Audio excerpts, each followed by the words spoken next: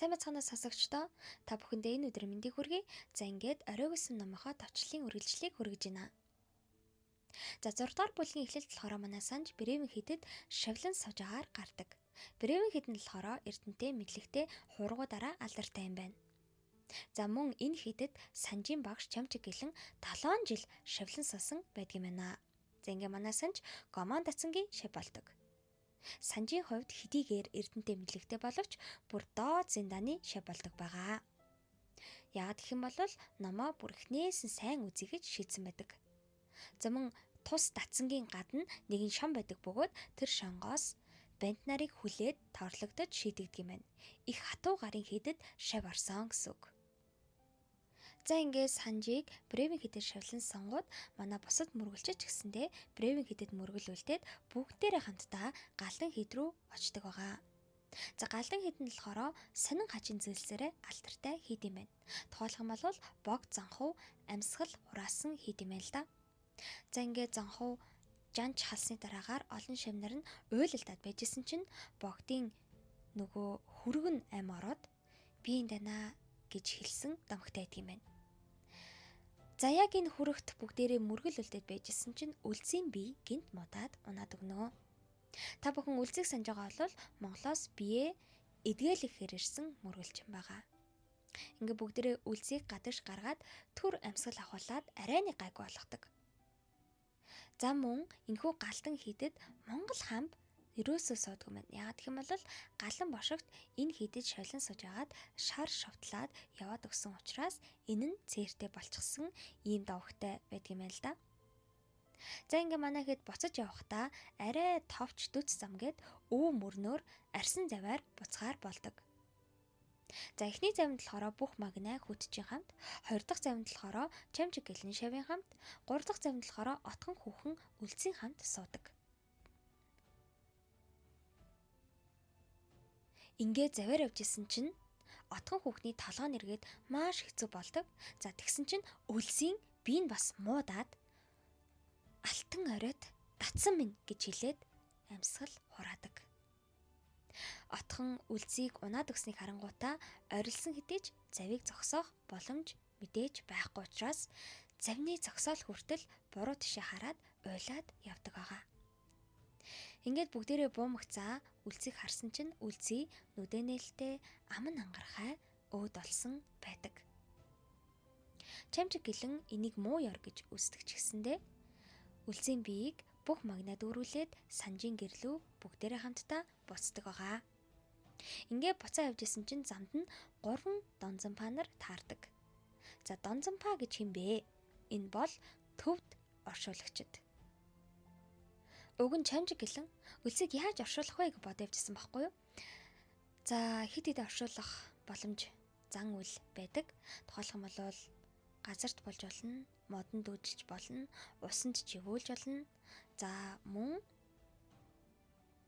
чандарлаж болно. За тэгээд таст бас хайж өгч болдгийм байна. За ингээд Чамчиг гэлэн таст хайж өгөхийг илүүд үздэг байгаа. За магадгүй энэ төвд оронд ирсэн ингэж оршуулах тавилантай байсан ч юм болоо гэж боддог. За энэ таст хайж өгч оршуулга нь төвдөд маш үнэтэй байдаг юм байна. За тэг хэр баргийн хүн тийм оршуулгаар оршуулвалдгүй гэсэн үг. За ингээд дээрх 3 донзонпаа нартай тохиролцоод өөрөөр ирж авахыг хүсдэг байгаа. Бүгдээрээ санжийн гэрлөө очингуудаа үлзийг хэвтүүлээд ангархан аман дээр нь очир зангидсан шар цааснаагаад нээлттэй нүдийг нь завхыг нь хааж болох гэсэн боловч буцаагаад нээгдэд байсан учраас утас зүгээр оёод хар давгаар нүдийг нь таглаад дээвэр дээр нь тавьдаг байгаа. Ингээд өөр цамигц бүгдээрээ оршуулгынхаа зан үйлийг хийхээр явдаг. За ингээд манай хэд үлзийг оршуулахаар нэгэн давцаг дээр хүрэлцэн ирдэг. Тэр давцаг дээр болохоор дээрээс нь давхарлсан юм шиг дөрвөлжин чулуу байдаг. Тэр чулуун дээр нь хүссэн хүний биеийг нь тавьж агаад тастаад тэгээд таст хайж өгдөг юм байна л да. За ингээд 3 донзонпаа нар үлзийн биеийг аваад тэр давцаг өөдөө явдаг. Тэгсэн чинь яг тэр хүний биеийг тасчиж хайдаг хавтан дээр нь нэгэн чармай нүцгэн ир хөрвөөгөөд байж гинэ. Отхон түүнийг нь хараад нүдээ дардаг. Тэгсэн чинь Чамчиг гэлэн За энэ бол төвдийн нэг зан үлээ. Хэрвээ энэ өгсөн хүн оршуулдаг хавтан дээр нүцгэн биеэрээ хөрвөөх юм бол урт настай болно гэж үздэг юм байна л да. Яг тэдний очих тэр давцаг дээр нь өнөөх чулуун дээр нь нэгэн чармаа нүцгэнээр хөрөөж байгаа нь тэгж таарсан юм байна. Тэгсэн чинь харсаар байтал нөгөөр чинь босч ирээд хувцас өмсөөд яваад өгдөг. Ингээд та бүхэндээ номонд дүрсэлсэн оршуулгын зан үлийг жахан тайлбарлаж өгье. За, дээр дурдсан дөрвөн олбог дээрээс нь давхарлсан юм шиг өнөөх чулуун хавтан дээр үлзийн биеийг хэвтүүлнэ. Ингээд 3 донцомпа байсан штэ. Тэрний ахлах донцомпа нь хурц маш урт хутга барьдаг байгаа. Тэр хутганыхаа бариулнаас хадаг уйдаг. Нэг таслах донцомпа нь болохоор утай май тавьж тас нарыг дууддаг. Ингээд тас цуглармагц өнөөх ахлах донцомпа хурц утгаараа үлзийн биеийг сийчиж, тасчиж, тас нарт шууд хаяж өгнө. Бас нэг үлдсэн туслах донцомпа нь болохоор үлзийн яснуудыг өөртөл нь буталдаг. Мөн ясыг нь ч гэсэндээ таст хаяж өгдөө гэсэн үг. Бараг хоолыг нь бэлдэж өгöd байгаа юм байшин. За ингээ хэдхэн минутын дараа гэхэд үлзийн биенээс юу ч үлддэггүй. Цус тосол үлддэг. Ингээд оршуулгах зан үйл дуусны дараагаар өнөөх ахлах донцомпа нь хутганыхаа бариуланд уяастай байсан хадгийг сугалж аваад өнөөх хавтангаа арчдаг. Ингээд 3 донцомпа ажиллаа дуусгаад манайд руу ирнэ. Манайд хариуд нь мөнгө өгөө, дээрэс нь домптой цай 10 гурал өгдөг. За тэнгүүд өнөөх 3 донцомпа чинь гарааж угаас юмгүй шууд газарт суугаад 10 гурлаа зуурч идээд домптой цайнаасаа уудаг байгаа. Чамчиг хэлэхэд энэ бол зүгээр л нэг зан үлээ гэж тайлбарлаж тайлбарлуулнаа. За ингээд тухайн оршуулга дуусны дараагаар хэд хоног өнгөрдөг. За тэнгүүд манай отхон хүүхэн бүх магнайн хамгаалалтад нутаг буцнаа. Ингээд манай гэлэн өөрийнхөө шавтай хамт төвдөд үлддэг байгаа. За хэдэн сарын дараа төвдийн шинэ жил болно. За шинэ жил буюу цагаан сар гэж ойлгож байна. За төвдийн шинэ жилээр юу болов вэ гэхээр их монлан болон баг монлан гэдэг хурал болдго юм байна. Их монлан нь болохоор эзэн хаанд, баг монлан нь болохоор далай ламд зориулж болдог лам нарын хурах хурал юм байна л да. За манай чамчиг гэлэнгийн хувьд гэх юм бол их монлангийн ном унших ламаар болдог байгаа.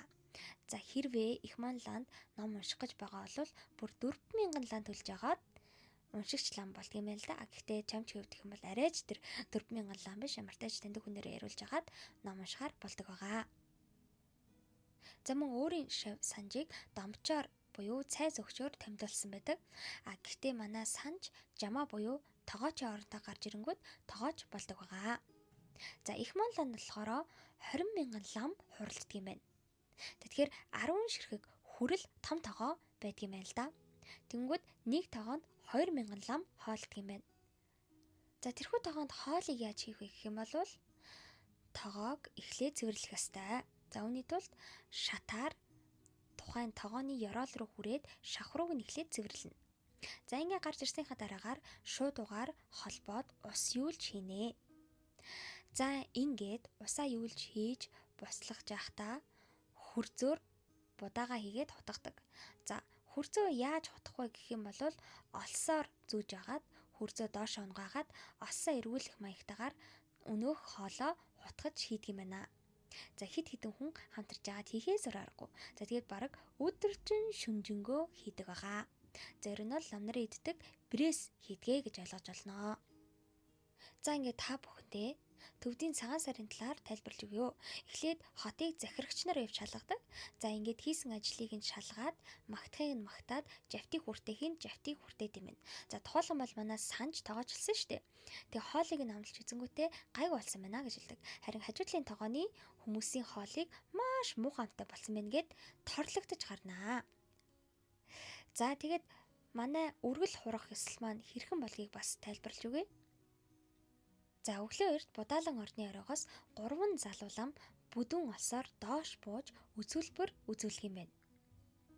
За шагнал нь болохоор 1 жилийн дотроос чөлөөлөгдөх гэж байгаа. За энэ бол маш өндөр оройгоос доошоо өөхөхгүйгээр буух маш хэцүү даалгавар гэж ойлгож болно. За тэгээд дараагаар нь ихцүүд 20 мянган лам ном хурдаг юм байна. За тэгээд энэ хурал нь болохоор бүр 20 өдөр үргэлжилдэг юм байна. 20 мянган лам 20 хоног ном хурна гэсэн. За үүний дараагаар сор залдаг юм байна. За тэгээд сор залсны дараагаар тэр гарсан үнсийг нь ард иргэд нь баг бие бинийгээ гიშгчиж алхах нь холгүйгээр булаалдаж цуглуулж авдаг юм байна. За хамгийн сүүлд нь болохоор ламдармаа гэдэг уулан дээр нэгэн хар майхан босгоод дотор нь цагаан ямаа байлгадаг. Тэнгүүтээ цагаан ямааныхаа хүзүүнээс сахиус уйдаг юм байна.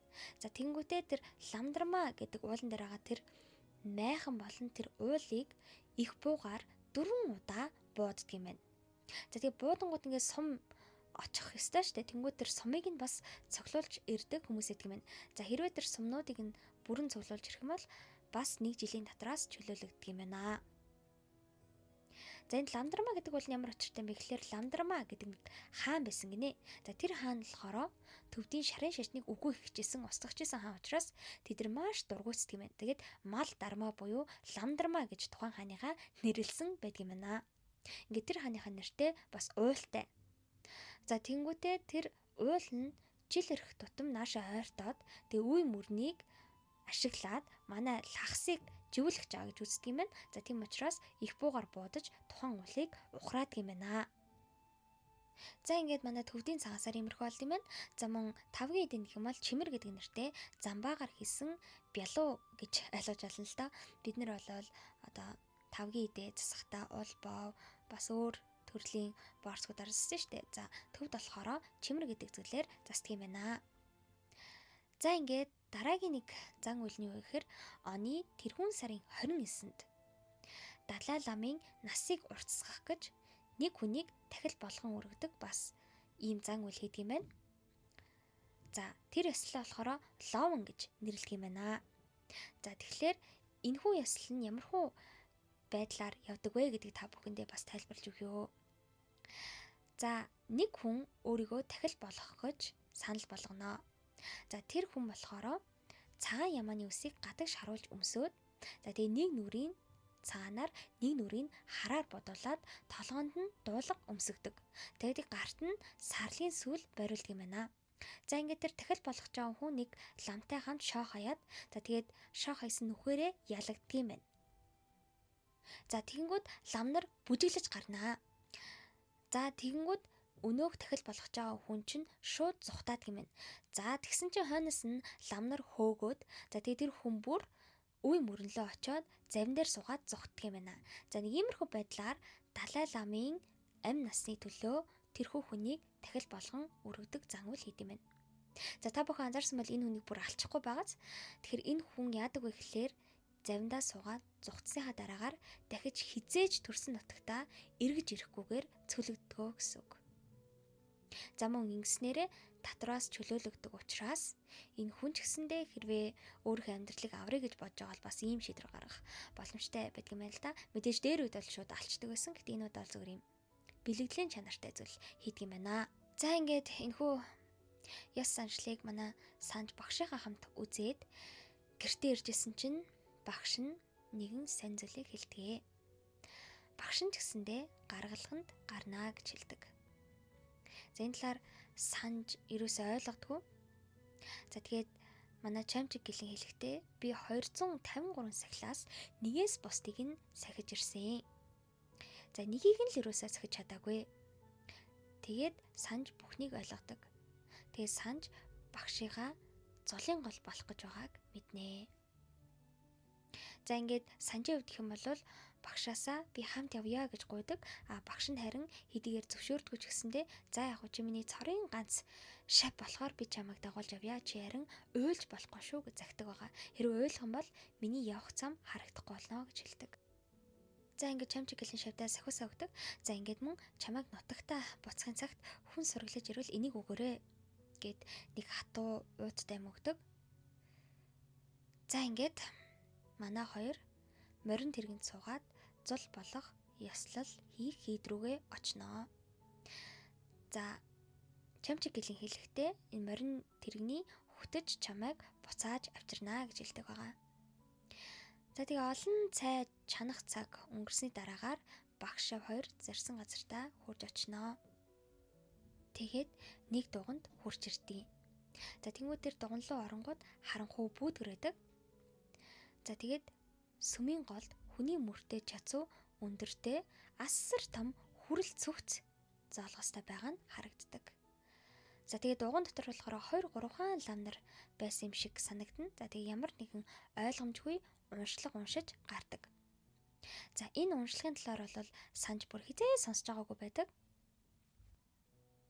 За ингээ манай гурав байжсэн чинь нэгэн лам ирээд санж болон багш за тэгээд морин тэрэгчин 3 багш тэр 3-ыг маань шатаар дээш гаргадаг. Тавцсан дээр гараад гарсан чинь голд нь асар том цогц байгаа нь харагддаг.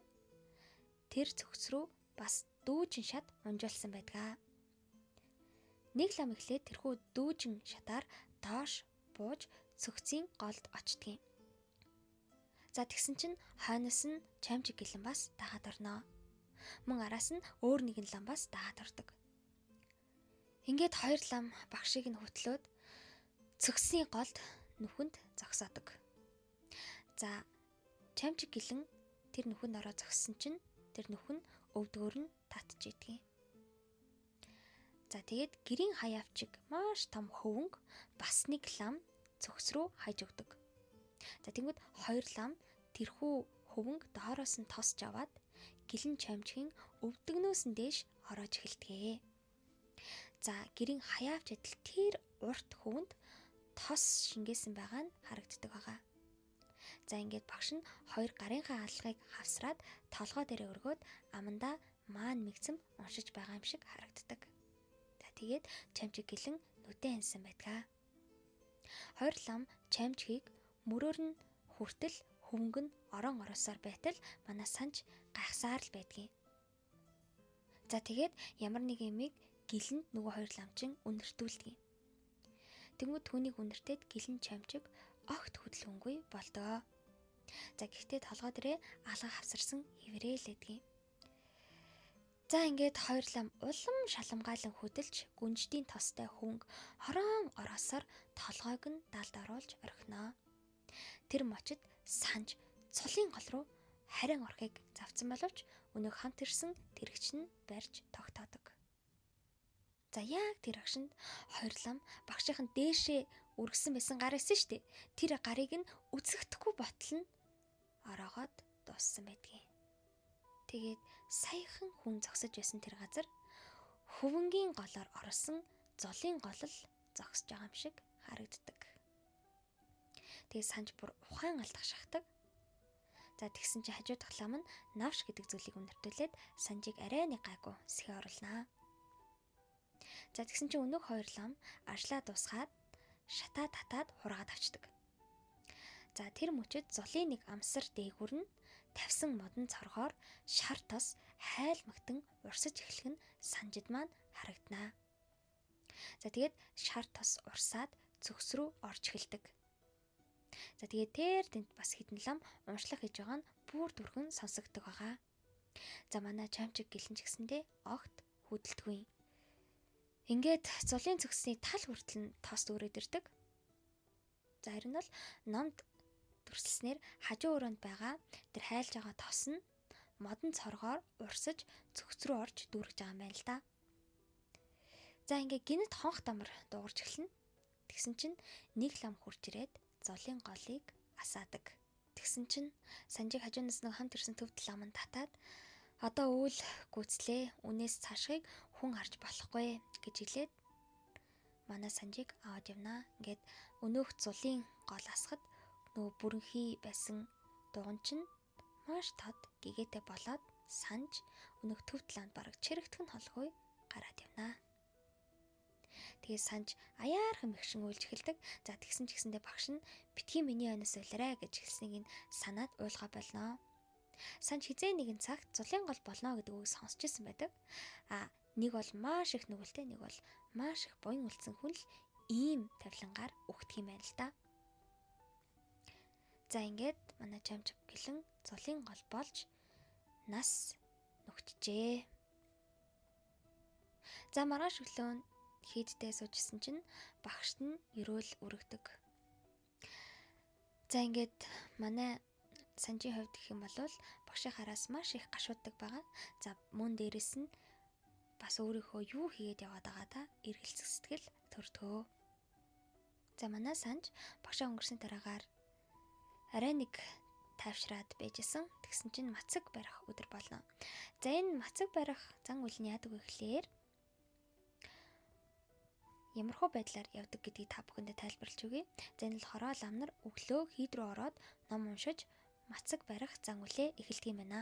За ингээ эхний шөндөө ямар ч нойр авахгүйгээр бас ямар ч хоол идэхгүйгээр хийдэд хондог юм байна. За тэгээ маргааш нь ганц удаа махгүй хоол идэх юм байна. За 3 дахь өдөр нь болохоор хоол идэхчгүй, дуугархчгүй, шүлсээж залхихгүйгээр өнгөрүүлэх хэрэгтэй гэдэг юм байна. За ингээд маргааш нь дахиад махгүй хоол идэх юм байна. За ингээ ээлжисээр 16 хоног мацаг барих хэрэгтэй гэдэг юм байна. За тэгсэн чинь манай санж мацгаа барьж агаад ухаан алдаад унаад өгнө. За тэгсэн чинь манай санж шинэ багштай болсон. Тэгсэн чинь тэр багш нь манай санжийг эмчлэх гэж хэд хэдэн аргаар үздэг. За хамгийн их нь болохоор мэнг тоглох зан үйл гэдэг. За энэ болохоор өвдөж байхад нь хар ямааны арсан дээр суулгаж агаад нэгэн залиг хийлгээд тэдэр залиг руу нь чулуу шиддэг зан үйл гэдэг юм л да. Тэгээ манай санжийн бүр бие нь маш хүнд байсан ч гэсэндээ энэ зан үйлийг хийж өгдөг байгаа. Бодвол санжийг маань идэх гээд байгаа гэсэн үг. За тэгээд өнөөх чулуугаар шидсэн тэр залгиа бас санж нулимаад гаргаж авах хэрэгтэй гэдэг юм байна. Тэгсэн чинь бүр санж бүр шүлсээ чачаадгүй. Тэгсэн чинь өнөөх нэг зинданых нь өмнөөс нь нулимаад тэр залгийг гаргаж чаддаг байгаа. За тэгсэн ч гэсэндээ санжийн бие идэрсэнгүү тэр шөндөө өвдөж тарчилж хондог байгаа. За тэгээд дахиад нөгөө багш лам нь за эрхэм сүнс нь байна. За харин үхээрийн сүнс нь зайлж атсан байна гэж хэлдэг. За ингээд ер нь бол төвдүүдний үсгээр хүнд эрхэм сүнс, үхээрийн сүнс гэж хоёр сүнс байдаг юм байна л да. За тэг үхээрийн сүнс нь зайлах юм бол үхэн гэж үздэг юм байна. За ингээд шинэ багш нь дахиад сүнсийг нь дуудах хоёр дахь зан үйлийг хийхээр болно. Тэр гавж лүмдэг жуна гэдэг нэртэй хүн бол манай санжийн шинэ багш байгаа. За би тэгэхээр арай амархнаар зүр шинэ багш гэдээ дуудаад байгаа шүү. За сүнсийн дуудах зан үйл нь талаар жоохон тайлбарлая. За энэ болохоор яадаг вэ гэхээр түүхийн гурилаар 9 эрлийн элчийн дүрсийг үйлдээд бэлтгэдэг юм байна. За тэгээд дээрэс нь хар ямааны арс хэрэгтэй.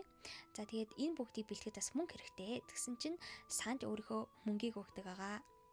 За тэгээ харанхуй болонгууд шинэ багш нэрж олбог дээр суугаад өнөөх хийсэн дүрсийг арсан тулман дотор хийдэг. За тэнгүүтээ үдээсээр нь амыг нь богоод гадуур нь 9 дахин ороод юм байна. За тэнгүүтээ тухайн тулмыг нэг хүнд бариулдаг. За тэр тулмыг барьсан хүнийг ториод 9 бас ламнар зогсон. Тэр ламнар нь болохоор лантуу, хурд, жото зэрэг зүйлийг бариад зогсож идэг. За тэнгүүд шинэ багш нэгэн бяцхан судар уншиж эхэлдэг. За тэгээд уншиж дуусангууд нь өнөөх лам нь барьсан тулмаа аваад гараад цухтаад юм байна. За тэнгүүд нь араас нь босод хувиргууд нь гүүн гараад зэрлэг мухахаар хашгиралт юм байна. За тэгээд 3 удаа тойрж ирэнгүүт цахир буугаар тэнгэр өөдөө буудаад тулам өрсөн хүн айхтар үзүүлээд тулмыг доош харуулan за өнөөх нөгөө тулмандаа хийцэн байсан сүгнүүдийг унагадаг юм байна.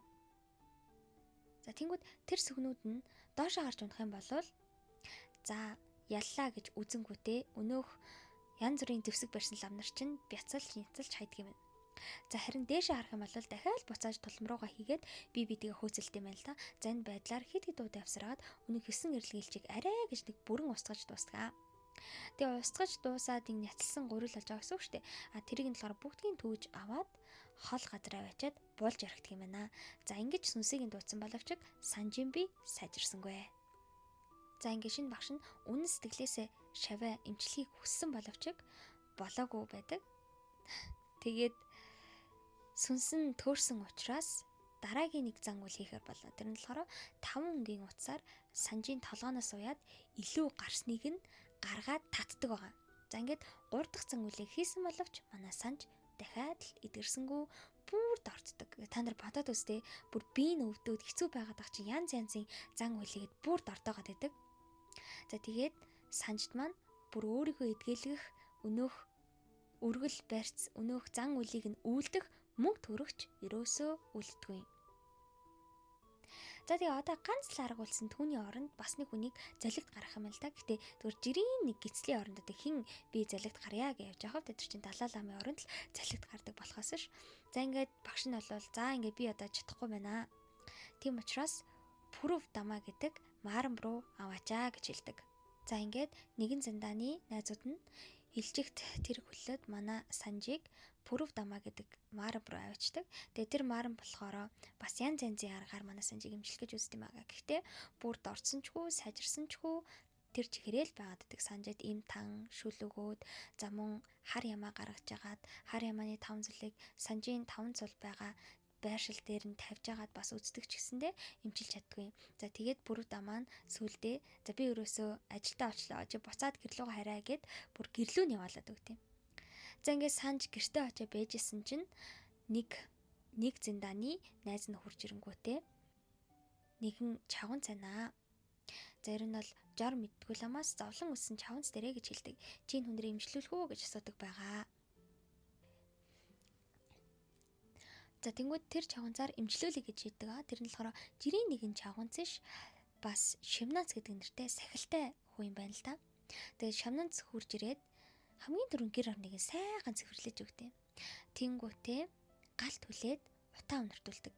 За тэгээд сайхан гэртэй байхад сэтгэл санаа сайжирнаа. За дээрэс нь утаа өнөртөнгүүд урдны дурсамчин сэргээ сэтгэлчин сэргэнэ гэж хэлдэг. За тэгээд зэрлэг санг нь бас өнөртүүлдэг. За тэгсэн чинь Санжийн толгойд нэгэн турсан жорж ирдэг. За энийг би зөвөр та бүхэн сонирхуулгаад Санжийг бүр жоохон бахт гэрт нэг анчин ирсэн гинэ. Тэгээ ээж нь тоогондоо ус өгöd байжсэн чинь тооных нь усанд нь янгрийн дурс харагддаг юм байна. Тэгээд ээж нь бүр гайхаад энэ юу вэ гэд анчин дэлсэн анчин наа чи ингээд танай гэрийн хажууд байгаа хадан дээр янгрууд ирж зогссон байна. Тэгээ янгрийн сүдэр нь танаа тооноор орж ирээд тооны усан ч харагдаж байгаа мэнэ гэж хэлдэг. Ингээд анчин шууд тооноор нь буудаад өнөөх усанд харагдсан янгрийн чиг буудаад унахдаг байгаа.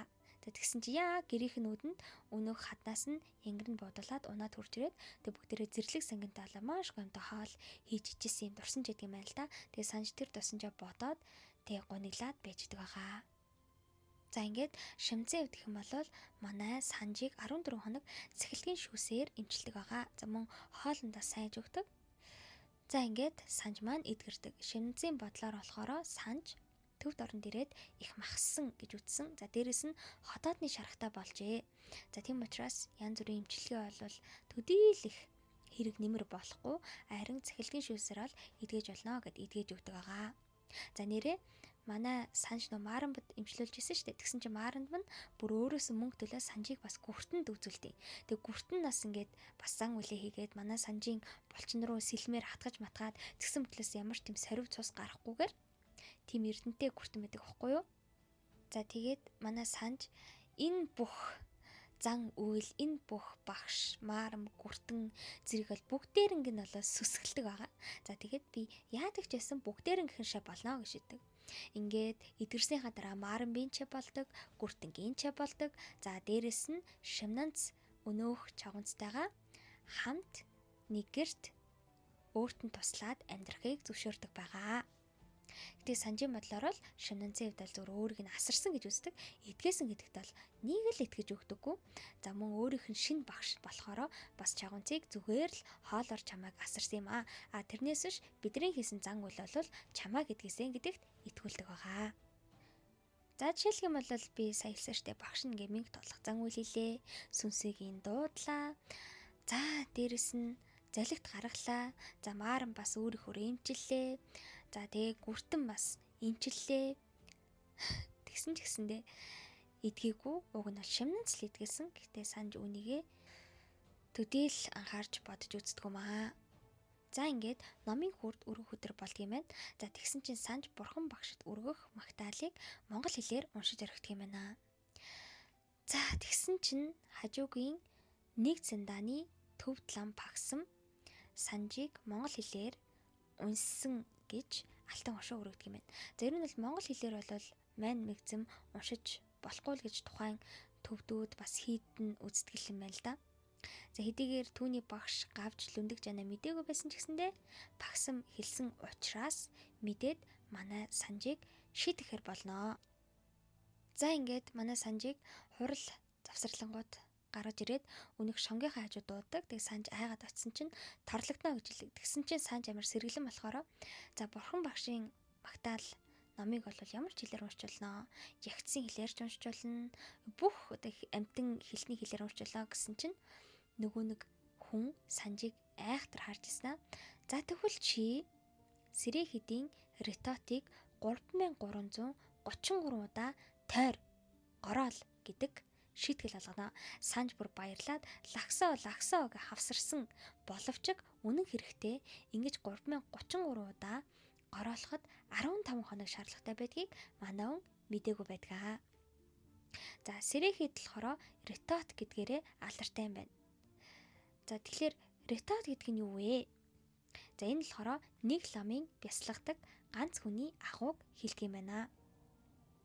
За ингээ манай Санж тэр ретото гороолоо тойроод явжсэн чинь Монголоос ирсэн нэгэн мингэртэй хөгшөнтэй танилцдаг. Мингэр гэдэг чинь нөгөө сүрье гэсэн үг шүү дээ, тий? Тэгээ Санж хэлдэг та ингэж гороолоод нэмэргүй дээ. Уг нь бол манай маарм хэлэхдээ мингэртэй хүнд ишг эсвэл борлогын махыг сүүнд битүү чанаас шүүсийг уулгах юм бол идгэнэ гэж хэлдэг. Та бараг тэгээд идгэрсэн дээр юм шүү дээ гэсэн чинь нөгөө нэг мингэртэй хөгшин болохоор үгүй Улаанбагш намайг ингүүл идгэнэ гэж хэлсэн юм а гэж хэлдэг. Тэгээ Санж бодохдоо гороолгыг надад шийтгэл болгож өгсөн байтал энэ хүнд идгэх зам болгож өгсөн байдаг. Ямар сони юм бэ гэж боддог. За тэгээд тухайн мингэртэй хөгшин болохоор би 3 үе үзэж байгаамаа. 3033 удаа тойроход надад 7хон тойрогдот байна гэж хэлдэг. За ингээд байжсэн чинь хамраас нь цус гараад өнөөх мингэртэй хөгшин өхөтгийн унаад нас нөхчдөг. Өөрөөр хэлбэл гороолж агаад өхчгдөг гэсэн үг шүү дээ. Тэгээ Санж үгүй ингээд бурхан багшид гороолж агаад өхнө гэдэг чинь ямар сони юм бэ гэдээ бас эргэлздэг. За тэгсэн чинь нөгөө Донзонбаа нар ч гинт хаанаас ч гарч ирээд нөгөө мингэртэй хөгшнийг чирээд аваа явдгаа. Тэгээ манай Санж болохоор оршуулгын мөнгийг өгдөг байгаа. За ингээд Санж гэртээ хараад хувцас гутлаа салхи гэж бодоод явж исэн чинь Сэрээ хэдийн 2 банд замыг нь хаадаг. За тэгсэн чинь Санж би гэртээ хараа хувцас салжаад жоохон юм ичээд ирья. Тэгээ би дахиад тойрно гэсэн чинь тийм юм байж болохгүй. Чамайг явуулахгүй гингүүтээ манай Санжийг зодно. Санж гэсэн зодолтоод гэхдээ 2 банд болохоор бүр дийлэгдэг байгаа. Тэгсэн чинь өнөөх хоёр чинь Санжийн хуучин готлын цөнхрүүн шидэнгүүтээ модон уловч зүйлгээд үдээсээр үдэнгүүтээ манай Санжийг буцаагаад өнөөх гороолох газар руу хөөчдөг. Ингээд хэрвээ гэрлөө гарах гэх юм бол бүр алын шүү гэж.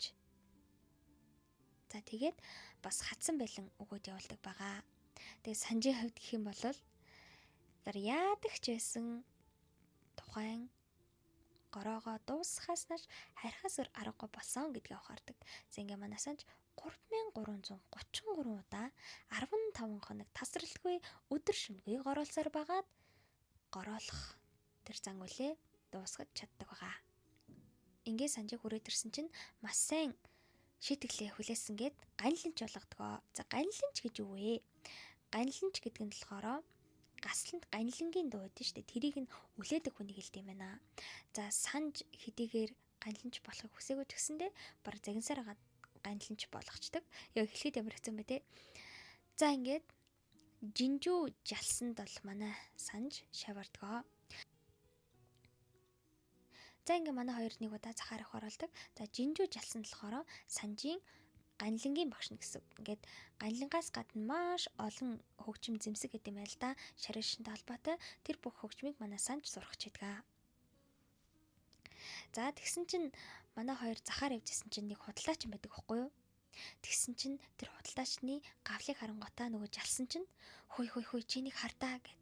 Тэгээ Санж нь юу вэ гэсэн чинь энэ худалдаачны гавл нь дамар ихэд ямар гой тохиромжтой юм бэ? Ямар гой хэлбэртэй юм бэ гэж хэлдэг. Тэнгүү Санж нь муу яраагаа даа гэд жирэхдэг байгаа. За тэгээд санж нэг л сонирбол авчихсан чинь нөгөө нэг жалсан чинь дахиад хүү санжаа чи энийг хардаа гэд хэлдэг байхгүй. Тэг юу вэ гэсэн чинь маш өссгөлэнтэй хүүхэн байдгийн. Тэг нүрээ цайны хандар будаагүй нэгэн англи маягийн Европ маягийн хувцамсан хүүхэн байдгаа. За тэгсэн чинь нөгөө нэг жалсан чинь энэ хүүхний дунд чөмгөр нь ганлын хэвэл яасан сайхан бэ гэж хэлдэг. За тэгсэн чинь санжийн бүр уур хүрээд чи ямар сони юм бэ? Хүнийг дандаа ингэж эд зүйл болгож харж авч явах юм гэж хэлдэг.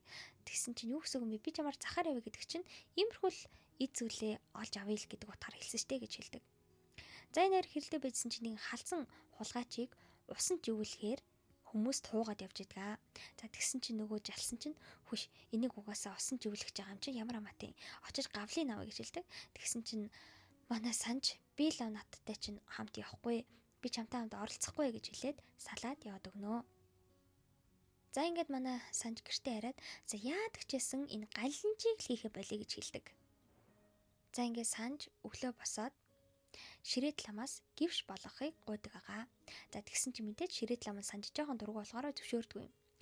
За тэгсэн чинь тэгвэл би ингээ ганлан чухалгаа болио гэсэн чинь за тэгвэл өөрийнхөө оронд бас нэг хүний ганланчаар томилох юм бол болно гэж хэлдэг. За тэнгүүд манай хүн өөрийнхөө нэг цандааны нэг хүнийг өөрийнхөө оронд ганланчаар томилуулаад тэгээд өөрөө бүр ширээт ламаас гуйсаар агаад шалгалтаа өгөхөр болдог байгаа. За тэгээд санж өдөр болгон нэг ламд номоо уншиж өгөөд шалгуулахаар болдог байгаа. За тэгээд санж чинь баг нэг сар шалгуултын нөгөө ламыг дээш дошож даар буухтан туслангаа намаа уншаал нөгөө лам бүр сүлдээ. За чи эхлээс нь унш төгсгөлөөс нь унш гэж агаад баг хальтмал шалгаад тэгээ манай үнийг за ер нь бол маш сайн сурсан байна гэж хэлдэг байгаа. За ингээ гівш болох гэсэн чинь гівш болгодгүй. Гэхдээ ямар ч тач 3 жил үзэх хэвээр намыг нь үтсэн тооцоод өнөөх шалгуулж исэн лам багшд нь шав оролдог байгаа. За ингээд санж 3 жил тавчилсандаа маш их баярлдаг. За ингээд санжийн өвдөх юм бол өнөөх гомон татсангаасаа нөгөө багшийнхаа гэрт нь бүр суугаад ном сурахаар болдог байгаа. За ингээд номоо сураал байжсэн чинь отхон хүүхэн гинт гараад ирнэ. За отхон хүүхний өвдөх юм бол бүх магнаатай ханилсан байдаг юм байна. За тэгээд дахиад үрийн худаг гуйх гэж төвдийг зарсан байдаг юм байна. Ингээд төвд рүү ирж исэн чинь дээрэмчид давтлаад бүх магнааг төвдийн дээрэмчид бүр олцлоод явцсан байна. Тэгээ отхон хүүхэн яадаг ч гэсэн зорилгоо биелүүлээд 108 суврахтай, 108 хаалгатай суврагад мөргөл үлдъя гэж ирсэн байдаг. Тэгээ санд ч гэсэндээ тэр газар руу дагуулж яваад хамт мөргөл үлдэхт нь туслаад газарчилдаг байгаа. Тэгээ бүх магнаа өвдөх юм бол маш хэцүү байдал орчихсон байдаг. За нэг нь төвд дээрэмчин өөрийнхөө оронд өөр хүнийг өгнө гэж хэлснээр Монгол мөргөлчдийг олцлоод тэгээд өгөхөөр шийдсэн байдаг юм байна. За ер нь бол манай бүх магнаа хилмигдээд явж байгаа гэсэн үг. За тэгээ бүх магнаа авдах юм бол нэгэн шоронд бол хоригдсан байдаг. За тэр шоронд болохоор маш хэрсгийгэр алдартай ангинэ.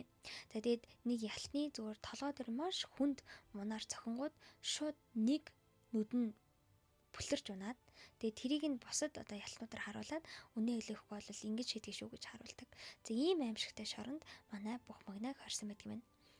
За ингээд санж ямартайж багштайгаа байжсэн чинь гинт өмнөх зэндаа суужсэн нэг шавн хурж ирээд санжаас чамайг нэгэн Монгол хоригдлын хэлмэрчээр дуудаж гинэ гэж хэлдэг. Ингээд санж хэлмэрч болох гээд очисон чинь өнөөх бүх магнаа сууж идэгаа.